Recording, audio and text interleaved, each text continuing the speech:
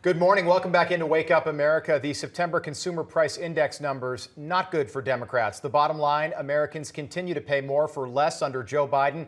Despite the administration's alleged anti-inflation efforts, inflation rose again last month to 8.2% over the past year. Yeah, that figure above expectations and turns attention to the Federal Reserve, whose persistent interest rate hikes have clearly failed to tame the nation's surging inflation. For more on this, let's welcome in Nebraska Congressman and senior member of the House Ways and Means Committee, Adrian Smith. Congressman, great to see you today. Good morning. Great to be here. Yeah, thanks for joining us. So the Fed has increased these interest rates. It's affecting everyone if you want to buy a home, your credit card, but it hasn't worked. Well, it hasn't worked, and the pain for the middle class and lower income folks, the pain is very real. The president is dismissive of this, and that concerns me the most, probably the fact that the president is so dismissive of the damage to the economy. Yeah, interest rates right now, if you're trying to buy a house, for example, mortgage rates are almost at a 20-year high, over 7%.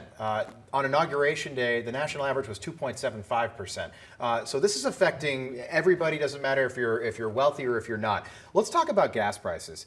We haven't seen this in several cycles where gas prices are rising like they're rising right now, 25 days before really important elections.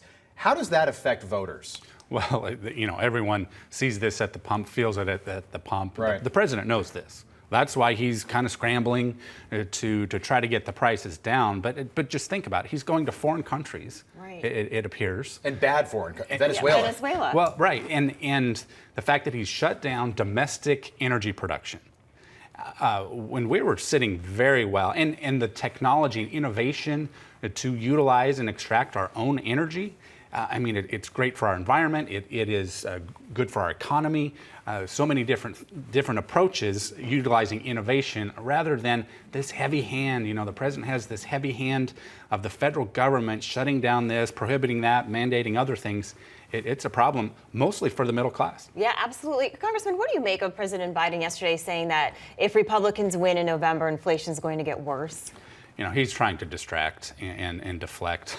It is so abundantly clear that President Biden's policies have driven inflation. Even several Democrats now are running away from the college loan forgiveness. Yeah. That's more gasoline on the fire of inflation. And he knows this, but he's trying to play both sides and trying to change the narrative. Congressman, the other side of that, and I don't mean to cut you off, but the late Rush Limbaugh talked about low information voters. So people that are out there that hear that and then believe it, is that an issue? It is an issue, and I think ultimately history will not be kind to President Biden, especially for things like this and his approach that is so dismissive of reality. Congressman, I want to talk about this Inflation Reduction Act because part of it is getting these new IRS agents, 85,000 of them, to essentially, the administration say they're not going to go after middle class people, but they really will because they're going to audit almost everyone. Absolutely, and I question whether they could even fill those jobs, but I've introduced a bill to actually repeal that, put more of a focus on customer service at the IRS, right. So the taxpayers can call in and their calls are actually answered.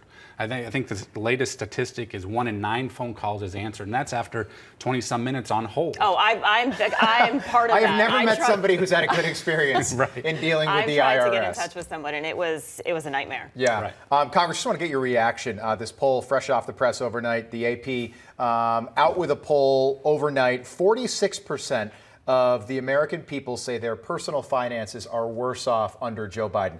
46%, so that's half of everyone in this country that says that their finances are not as good as they were 2 years ago. What do you make of that? Well, as they say, it's gas and groceries. Eggs are up 30%. So it's painful enough at the gas pump.